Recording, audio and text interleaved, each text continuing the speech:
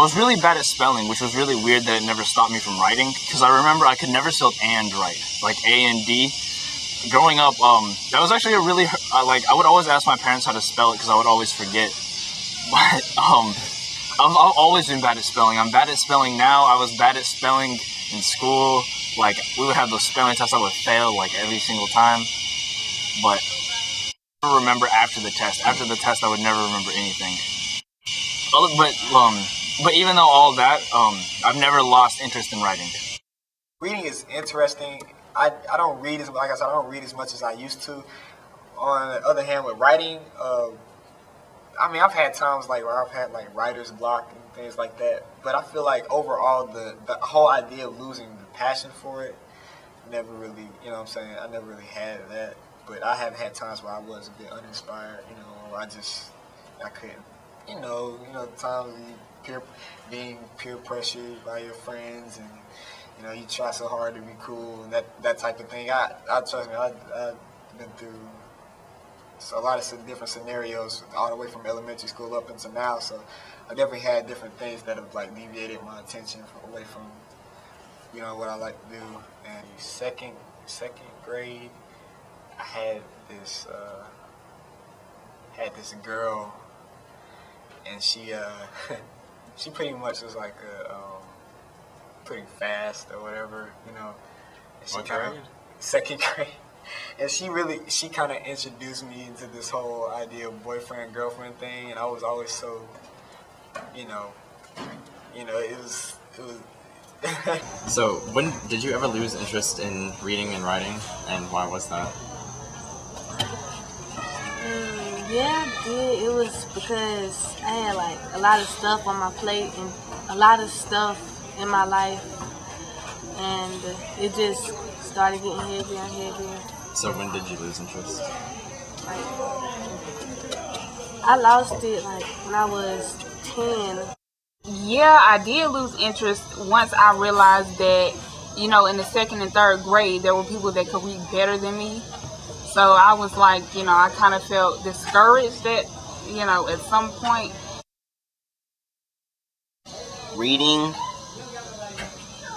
I really didn't have an interest in. Like, I didn't like it because the teachers were always critiquing about how I read and the ways I was reading was wrong.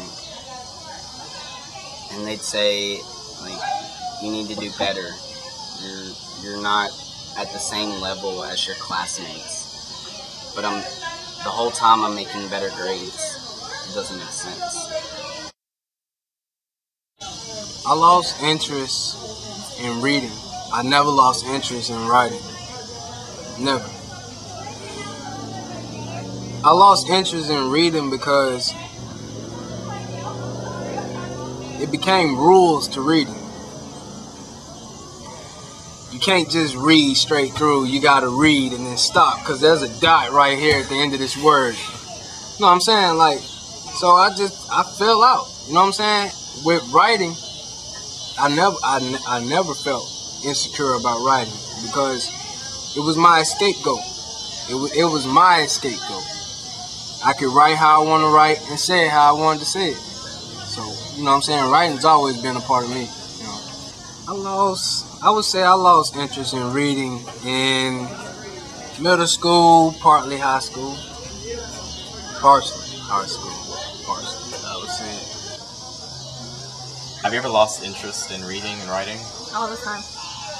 Why? Because it wasn't interesting to me. I was just sitting there, like, I'd be like, the teacher would be like, write a story, and everybody would be sitting there writing about ponies and all this other kind of crap, and I'll be sitting there like, I can't write anything. She'd be like, why can't you? I was like, there's nothing to write about, and I really didn't try to, so. I wouldn't consider it losing interest. I guess I put other interests before it. Like, I used to read all the time from grade school up until middle school. But then when you get to middle school, you have all these other things. Start playing sports. Then you got the girls.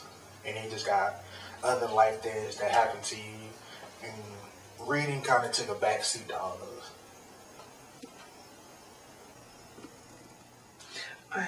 lost my interest in reading and writing when I first found that I was a writer.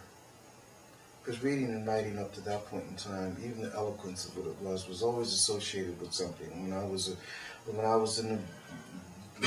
the drum major for the track, when I was captain of the track team, when I was writing the girl a letter, when I was doing my symposium, when I was writing revolutionary papers for the Black People's Topographic Research Fund, writing was always a way of negotiating and expressing myself. But I wasn't a writer then, so I didn't really think about that I'm writing. You know, I was getting the message out, I was communicating something. But when I became a playwright at the age of around 23 years old, writing and reading suddenly became something that meant something to me. And something means something to you, and you want to develop a relationship with that tool, reading and writing, where you will be recognized for it, invites something that every artist understands and has to appreciate: rejection.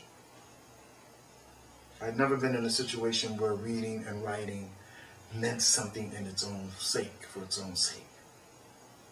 Where I actually decided, this is the way I want to make my living. This is the way I want to communicate with the world. I want to write plays. I fall in love with theater. And that was kind of heartbreaking, because it's like the purity of something, all of a sudden it's not that pure anymore. It's about deadlines. It's about sending stuff out. It's about, do you like my play? Do you like this? You like that? I never lost interest in reading and writing. I always wanted to do it more, because it's like, as I read, if I didn't like know what was in the book, you know, like, then I'll just have like, I'd have to try to imagine, you know, but I didn't know anything about it. So I just read some other books so I would learn, you know, what was in that book. And I just always gained interest in it, you know, because like with every book there's something new.